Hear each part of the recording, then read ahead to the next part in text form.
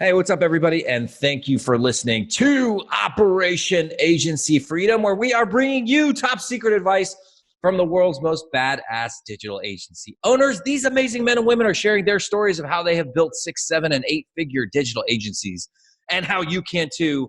My name is Chris Martinez, CEO of Dude, where we help digital agencies by giving them the people and the processes so that they can scale profitably. Today, I am joined by a man who needs no introduction because the name just speaks volumes.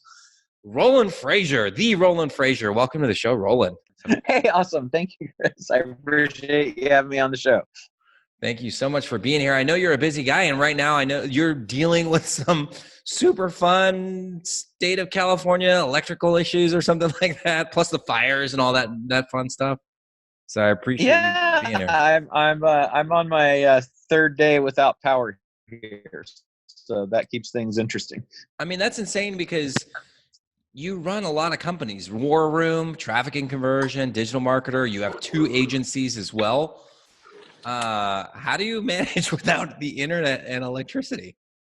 Well, it's not easy, and it's not easy when your computers and your phones aren't charging and things like that. But we make it all work, right? Well, you know what? You can always come down here to Tijuana and hang out with us because we have lots of electricity. I know. I love that. Well, we'll get into your story in a second, but we always start off every show with kind of like a little roundtable discussion.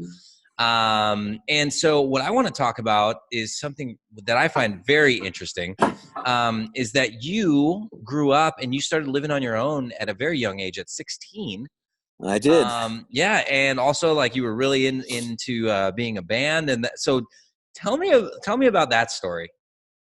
Well, I played music. I played like in a school band when I was a kid, and then just always really loved music and writing music and performing and stuff like that. And then when I was 15, I joined a band, and we started playing out. And I was at the point where I only had a learner's permit, so I was supposed to have somebody else in the car with me when I drove. Yeah. And then back then, you could get your driver's license when you were 16 to drive alone in Richmond, Virginia, where I grew up. And so the band started getting gigs, and I would go out and play with them in clubs, and then I'd be out until all hours, of course. And we had a band, a warehouse that we practiced in, and everybody in the band lived in a house. They called it the band house, and I was making money from that, and just I was like, my parents were getting divorced, and so they were like both out of one house. One house was being rehabbed, and so I just stayed in the rehab house. And then when that got done, I moved out into a condo with a buddy of mine, and so that was my early departure out into the world of of the independent folks. And I played actually out. We played in lots of different states, and we opened for some fun bands that were kind of popular at the time. And then I continued to do that until I was about 42, as a matter of fact, while I did everything else. That's awesome. So many questions about this, but first of all, I mean, so when you were living on your own, I mean, was that something that you were like ready for, or were you just kind of like, well, this is just what I got to do to survive? Like, I was an absolute party hound fiend, so I was ready, very, very ready. And obviously, being in the world of music and musicians, it was nonstop, interesting, fun stuff to do. All kinds of trouble to get into. Have you seen the movie about Motley Crue that's on Netflix? No, I haven't. Oh my God. I mean, because in my mind, I'm like picturing that you had that amazing like Motley Crue type lifestyle. I don't know how realistic that is, but okay. It was pretty crazy. Dude, that's awesome. So second question that I have is, you're 16. I mean, and you're going into these bars and playing gigs. Did anybody know that you were that young? Yeah, they did and didn't. Because what would happen is we would play, and then it was really funny. I remember like we'd play, and then we'd take a break after the first set, and I'd go out, and I'd come, like to go to the bathroom or something, and I'd come back, and they wouldn't let me in the door, and I'd be like, "No, I'm in the band," and they're like, "Yeah, right, sure." I'm like, "No, really, seriously, go get that guy, because I'm the keyboard player, and we're gonna start again." And so it was pretty funny. That happened a fair number of times. That's awesome. So, I mean, I like to think that there's no such thing as wasted knowledge. And so is there anything from that time that you've been able to apply to businesses that you run today? Something that you've learned way back then? Yeah, it's really funny. I never identified it clearly, but I am a very outside the box thinker, creative approach to deals and businesses and things like that. So I learned a lot in playing. It's a very creative, especially when you're writing and and performing and improvising and things like that. And so I think that creative side really comes through, and because I was writing songs and stuff like that back then, that led in. I was always interested in English and words and writing and stuff like that all helped. And when I went into practice law, that helped me when I was practicing law, because writing is really, law is really persuasive writing, and then it's applied orally. And then in the business world after that, I use it all the time. So it's kind of cool. And dealing with difficult people, like dealing with drunk people, dealing with belligerent bar owners, dealing with people that were, just jerks, and dealing with nice people all at the same time. The politics of working in a band where you had different people with big egos that were, like the lead guitar player is, a little prima donna, and the drummer's, this, depressed kind of guy. And, so it's like all those personalities. I had a whole lot of experience dealing with all that stuff early, and so now when you have a client or somebody on the other side of a deal, or somebody that works with you who's challenging or depressed or big ego or whatever, you have lots of tools that you've honed for lots of years to deal with. Wow, that's great. I mean, this is like the perfect segue. So let's get into your story related to business. And I don't even know where to start, like, because you run so many different companies. Sure. So why don't we just start, like how you got into business per se? Yeah. Like what was your first thing that you started doing? Yeah, I had a really good, I think, introduction to business because my father was, and to this day still is, a tax attorney. And so I met all of these cool entrepreneurs that had tax problems, and they had tax problems usually because they were making too much money doing all these cool things. So somebody was doing organic horse biscuits, and somebody was, had race cars, and somebody had an algorithm that predicted the stock market, and all these cool things. And I was like, God, that's just so cool. These people, they do their own thing. They work for themselves. And like, that's what I want. I want to work for myself. I don't want to work for somebody else. And so seeing all that stuff, I was like, okay, well, what can I do?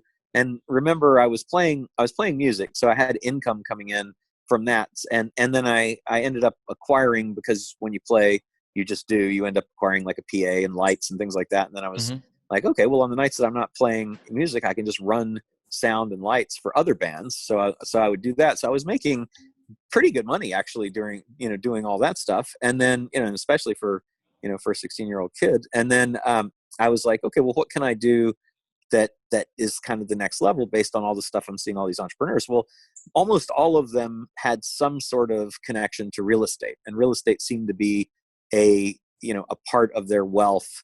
And I was like, okay, well, that's cool. So I could be a real estate agent because there's no limit to the amount of money I can make. I'm my own person, and I'm going to do that. So when I was 18, which was the minimum age you could be to do this, I sat and took the real estate exam in Virginia and got my real estate license and started selling real estate. And I pretty quickly identified that it doesn't make sense to go out and have to get listings 1 and 2 at a time.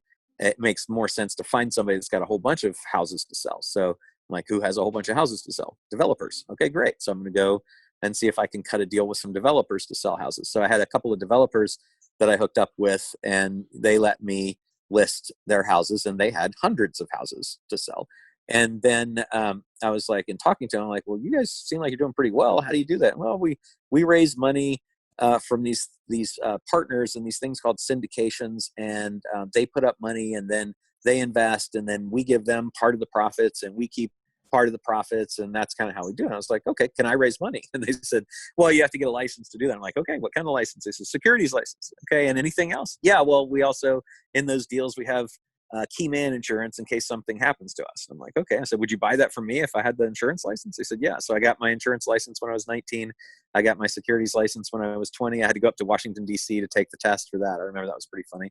And so by 20, I was, raising money for developers to do developments and making commissions on the real estate, on the insurance, on the sale of the securities, and then basically said, okay, this is cool. I want to do this myself. And so I partnered up with one of those guys, and, basically was able to double my money in about 9 months, I think it was. And I was hooked. I was like, this is really cool. So I was doing real estate. And then as I continued to help raise money and stuff like that, I ended up meeting different securities people. I hooked up with a firm called Prudential Securities in New York. And one of the guys there kind of took me under his wing and taught me how leverage buyouts work. And I was like, okay, you can do the same thing with companies that you can do with real estate. Companies to me are far more interesting than real estate after you've been doing real estate for a couple of years. So I started doing buying and selling companies and putting management teams in and all that kind of stuff. And that I did that while I continued to play in bands and finished my degree in accounting, and then went on to law school and got my law degree. I mean, you say it so nonchalantly, and there's you accomplished, it sounds like before the age of 22, what most people do in a lifetime, both personally and in business. How in the world, my first question is, how do you even get, how do you get people to even listen to you? Because when I was 18 years old, I feel like nobody was interested, nobody who was in business would want to even talk to me, let alone have a conversation with me about real estate and financing development projects and that sort of thing. How did you capture these people's attention? Yeah, so they will, though. They will, if you lead with value or help me. If you lead with let me help you, or would you be willing to help me, and not would you help me by giving me money, but would you help me learn how to do this thing? Then the people who are successful, frequently the good ones, want to give back by helping other people through mentoring. Sure. Yep. And and then if you lead with value, like if you think about it, everything I did, I led with value. I was like, let me help you sell real estate. Let me help you make more money. Let me, let me put this together. Let me save you the hassle of dealing with some idiot that doesn't understand how this whole thing works with an insurance. Let me go out on my own and find people who have money that'll, in addition to the people you already know, so you can do more deals. And so it was always, and to this day, I mean, I always lead with value. It's, what can I do for you? What can I do to help you? And I don't expect anything in return. And, and that just has worked out well. All right. So you go to school. I know you went to law school too. Did you do that out here in San Diego or in? I did. Yeah. Okay. I came out here to go to law school, and that was fun. I was pretty hooked on California immediately. Well, yeah. It's funny because when I graduated from law school, I had, there's an advanced law degree called an LLM, and I got accepted to Georgetown in DC and got 2 divisions of the Securities and Exchange Commission that made me offers. And I was going to go back there and do the government thing for a while because it's really great training. But then I was just like, I went back one time and it was, 98 degrees and 100% humidity, sweating, getting out of the car. And then I went back in the winter for one of the, it was like a second interview thing. And I was literally shivering, and I was just like, you know what? Screw that. I'm going to just do my own thing. So when I graduated, I just hung my shingle out and said, I'm going to make it or go bankrupt.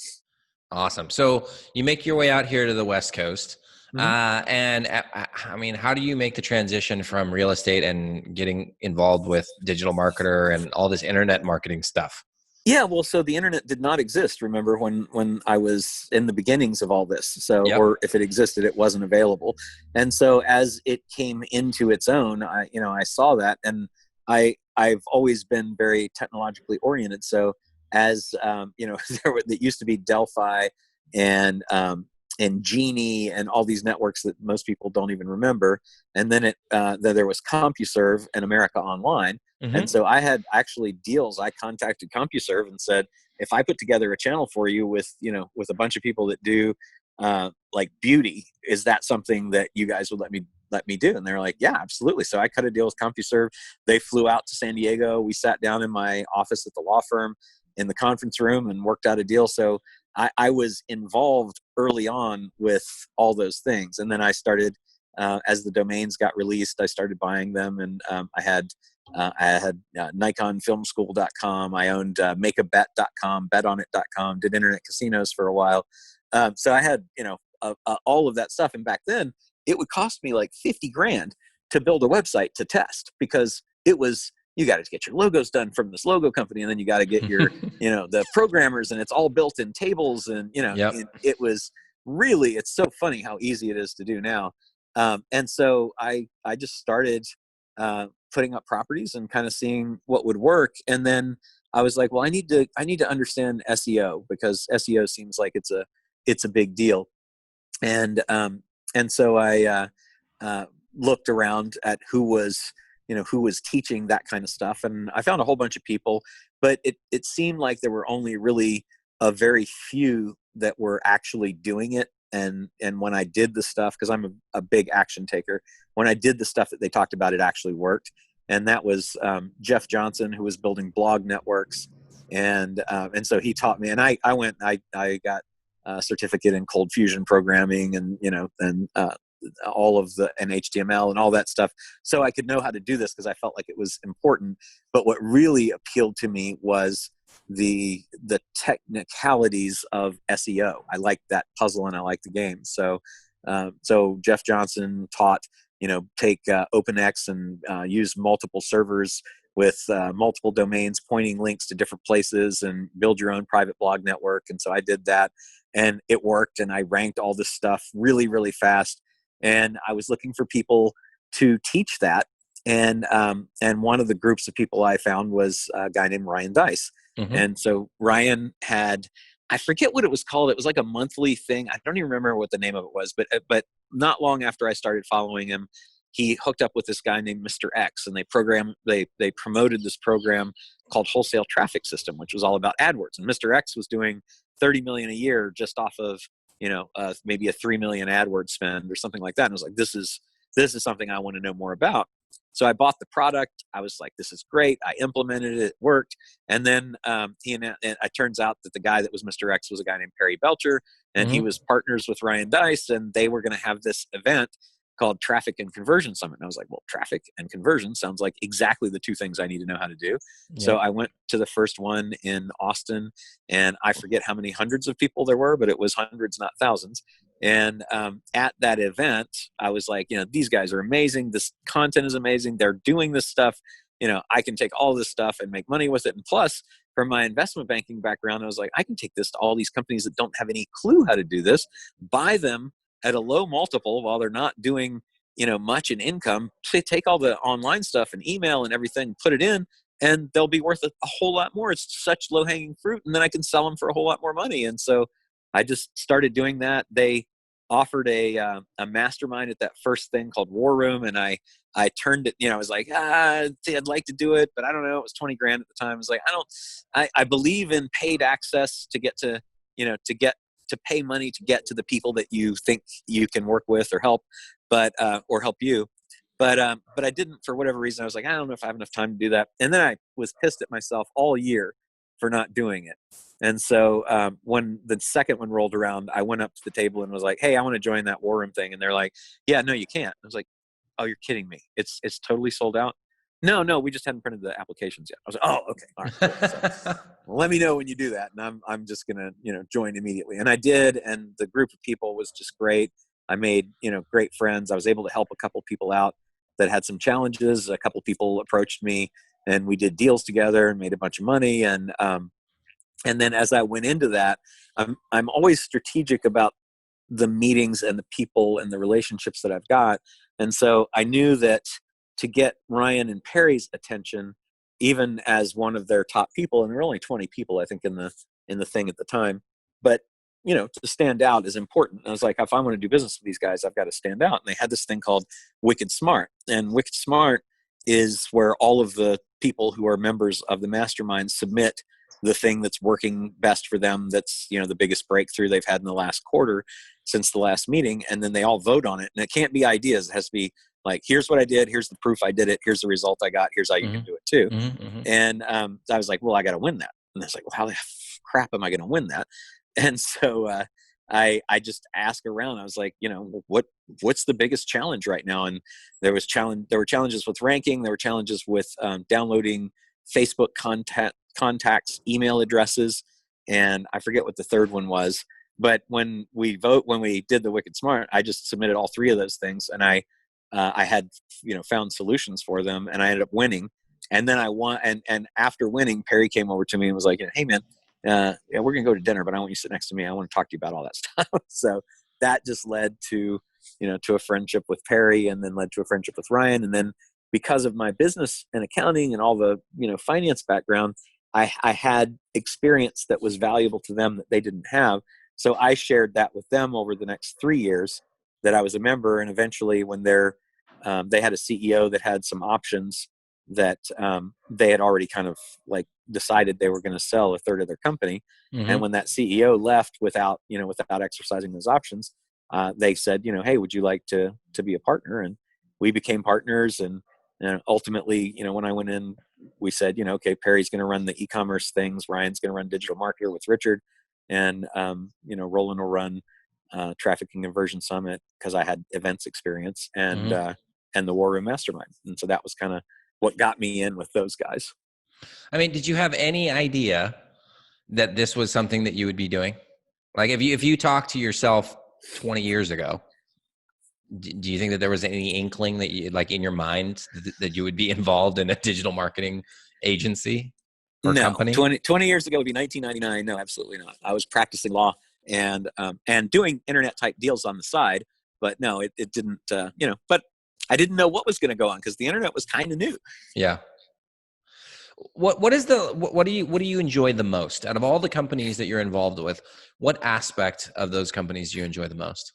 The thing that I enjoy the most about everything in life is puzzles. So I like puzzles in games. I like puzzles in terms of music, that there's a set of 12 notes that reiterate in octaves, and you can arrange those in different groupings and they make different sounds and songs. The same thing with words, in turning those into songs or poetry or stories or whatever. The same thing with people. What's the puzzle of how do I get these people to work together? What's the puzzle of SEO? What's the puzzle of securities law? What's the puzzle of tax law? What's the puzzle of running digital ads? It's all puzzles, and it's all, to me, gamified in terms of success, which is measured in views, dollars, happiness, whatever you want. So there's like this in my mind, there's this big virtual dashboard that has KPIs called happiness and and money and fulfillment and things like that. And as you solve each of these puzzles, those KPIs increase in a positive way. And that's kind of how I see things. So for me, I like the challenges that come up with business, which is good because lots of challenges come up in business. Right. And I like solving them and working through them. And, when things aren't going right, I like trying to figure out how to fix them, how to walk into the fire and make it go. And if things are going right, then I'm like, okay, what's next?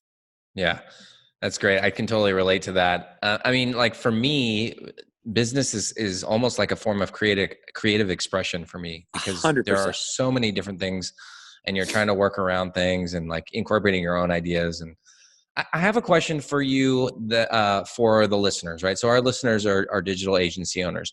Yep.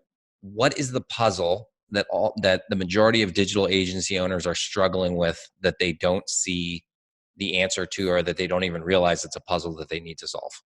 Yeah, well, if you look at the, I did a talk at our Digital Agency Expo last month on this, and what we should do sometime is let's record that and talk about it, because I think it'd be really beneficial to your folks. But in doing it, I researched, what are the 5 biggest challenges that clients of agencies have, and the first one was communication. I think one was they don't listen. One was being shuffled around. One was not enough follow through, and one was the under delivery, over promise and under deliver. And then on the agency side, the challenges were getting clients, retaining clients.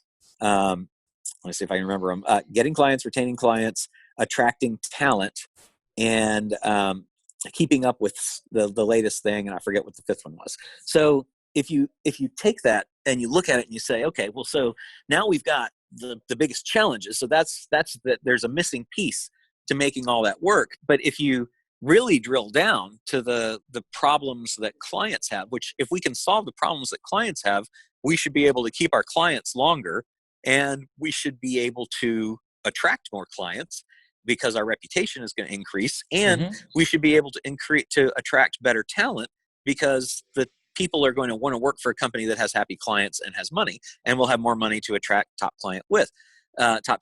So then you go over to say, okay, well, if I can figure out these things on the agency challenge side, on the client challenge side, I can probably solve a lot of my agency challenge side stuff.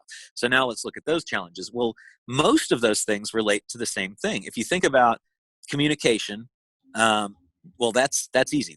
I need to communicate better. So let's hold that for a minute. Now let's look at I'm shuffled around. Well, that's a communication issue. That's, if you're communicating with your internal staff, telling them and giving them the authority to deal with people and tell them what's going on, you won't have to shuffle people around. Not being kept up to date is one of the challenges. That's directly related to communication. Over-promising and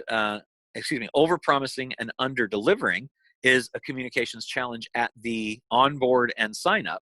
So that's something that can be handled with communication. So almost all of the challenges are communication related. So now we go, okay, so how do we fix that? We go, well, that's customer experience issue. So now if we know that it's a customer experience issue, and if we can solve the customer experience and frame it in a way that provides communication at every single step and turns what I call the dips into peaks. So, if you say there's positive customer, you draw a line from left to right and say below the line is negative customer experience and above the line is positive customer experience. And then you say, okay, what are the stages of the client engagement? There's the engagement, then there's the onboard, then there's the test campaign, then there's optimization, and then there's continuing stuff. So that's going from left to right. And then you say, okay, well, at the minute that they sign on, when you get the engagement, everything's very exciting. So that's a positive part of the customer experience. But then immediately as an agency, you say, okay, now I need you guys to give me all your stuff and hook me up with your APIs and make me, put me in your Facebook business account, your Google thing and all this stuff. And that's like all this pile of work that immediately gets like, I just signed you up as an agent for me. And now I have a bunch of work. So wait a minute, right? I'm not happy. That's a negative experience. Right. So we know that's a trough or a pit in the customer experience. That's negative on that scale that we just talked about. So how can I flip that to a positive thing? So then you do some analysis there and say, well, one of the ways that I can do that is I can communicate better and say, hey, look, here's what to expect. You're going to engage us, and then we're going to have a whole bunch of stuff that we need to do to get started. So the way that we do that, now this is turning the negative into a positive. Instead of dumping all this on you and saying, here's the list of 4,000 things we need you to do, we're going to fly out, or we're going to fly you out to us. And we're going to spend a day focused exclusively on you and your business and building it. And so we're going to get together and that, the people that have done that, including our agency, that's turned it into a very positive thing. They're very excited. Everybody gets buy-in. You don't have to wait. So there's not this at the customer, the person that's responsible for dealing with the agency doesn't have all the authority they need. So they need to talk to IT and they need to talk to, some senior manager to get approval to do this, that, and the other. We get them all in the room at the same time. And then they all buy into the experience and they're all excited. And now instead of this negative thing, it's a positive thing. And so just going throughout that entire thing, to me, that puzzle of what are the dips and the peaks in the customer experience for agency clients, identify those, and then flip all of the pits into peaks so that you have as much of a positive experience as possible. And any of the negative stuff, like let's say the test campaign. So the test campaign typically is not going to perform well because we have to optimize. Right. So rather than saying, okay, we're going to launch our big campaign, everybody get excited and let's see how the agency performs, you say, look, here's the deal. We're going to run a series of tests, and it's all communication. We're going to run a series of tests. We start at a baseline because we need a baseline to go up from. So the lowest that we're likely to ever perform at is going to be when we start out, but we need to do that because we do controlled experiments. We test different variables, and each variable that we test, we're optimizing so that we can get a build on that. So here's what that looks like in the test campaign build map. Here's the low point that we start at, and then that's just a baseline. So that's not something we're going to look at and say, oh, it's a horrible campaign or anything like that. We're going to say, this just gives us a base from which to improve. Then we'll be able to chart the improvement over the coming weeks as we do the tests, and here's the tests we're going to run. And, then you get buy-in on that. And again, it's a negative thing that gets turned into positive. And you just keep identifying those different points and fixing them. Dude, it's like you're a fly on the wall in my monthly meetings, because I talk about these things and with the customer experience with my staff here. Yeah. And just really quickly, I'll just kind of talk to you about some of the things that we've done by focusing on the customer experience. So like for us, like our value proposition is very strong. Like it really is not that difficult for us to get clients. But we want to, before we go out and we start, like really amping up our marketing, which we've done over the past couple months, is we want to make sure that that customer experience is solid and that people are having an experience basically that they can't find anywhere else. Right. And so I went to my team and I basically said to them, hey guys, like, all the tech stuff that we do, all the design work that we do, that is all great, but we need to focus on doing these 3 things. And if we master these 3 things, nobody can touch us. So I said, the first thing that we got to do is we got to bridge the gap between us and the clients. Now, typically when you outsource, right? Because that's kind of the realm that we're in, even though I say we do way more than outsourcing. Sure. But typically when you outsource, you type up something, you fire it over to your team over email. They get it at night. Hopefully you hope that they got it and they understand it correctly. And then you go to bed and then you wake up in the morning and you hope that it's correct. And if there was revisions, then you send it back and then they'll get it in the evening. And so like everything is done over email. And so you have this huge, what I call a gap between you, the agency owner, and the team that's doing the work. You never do phone calls with them. You never see them. You never talk to them on a Zoom call. It's all done over the internet, right? Right. And so I call that there's a huge gap between the person who's doing the work and the agency who's requesting the work. Right. So I said, we have to close that gap. The second thing is we need to create a deeper connection. And I think this speaks to, to me, what I see is like a big theme just amongst our culture is that at least in the United States, and I would argue in other first world countries, we have access to so many forms of communication, so much technology, and yet people feel more alone than they ever have in modern history. Right. And I think that what people are really dying for is a connection. Yes. And so we need to create an emotional connection between our agency and our team. We want our agency to feel like our team has their back. Right. And we're going to make mistakes and the agency is going to make mistakes. Right. But what makes people stick around and what makes them feel good is that they know that no matter what happens, like we're going to help them. Right. That if they fall down, we're going to help them we're going to help pick them back up. Exactly. And so that was the second thing that was super huge for us. And then the third thing was just delivering. Right. So if you say you're going to do something, you got to hit that deadline. If you're not going to hit that deadline, give them 48 hours notice, like daily status updates, let them know what's going on. And so we implemented those 3 things a few months back and our customer experience has just exploded in a positive way. So cool. Everybody, it loves their team. I just went to this conference and I spoke and then we had some clients there. I mean, literally one of our clients or 2 of our clients, they were same company, but 2 women were in the front row and they're like cheering like it's a rock concert for me. And I'm like, how does this happen? And it doesn't have anything necessarily to do with me. It's because of these processes that we've implemented on the fulfillment side to make it, to create an amazing experience for our clients so that they feel like, we have their back. Right. So exactly. I absolutely 100% agree with everything that you just said. And it makes me really happy because I wasn't at DAX. So it makes me really happy that that's something that you were preaching from the stage because everybody, I'm living proof. Our company is living proof that what you just said is important. It's so the truth. Cool. God's honest. That's really great. I so love it. Roland, we are out of time. So I got to wrap this up. Liz is yelling at me right now. She's like, stop. But what's the best way for people to get in contact with you? I have a podcast also called Business Lunch, where I talk about all this kind of stuff all the time and have smart people like you on it. And thank you very much for having me on the show. Yeah, thanks for being on it. And then I've got a site, rolandfrasier.com. ROLANDF as in Frank, RAS as in Sam, IER. And all my links to all my stuff are there. I'm this Roland Frasier / Roland Frasier on pretty much every social media that you might imagine. So I'm pretty easy to get a hold of. And who would be the perfect person to reach out to you today? You know what? I enjoy helping businesses. So, anybody that has a question about any of this kind of stuff, any puzzle that needs to be solved in the business world, I am happy to chat with. Fantastic. Well, to all of our listeners, thank you all for tuning in today, and make sure you return next Thursday and every Thursday for the next episode of Operation Agency Freedom. Bye, guys.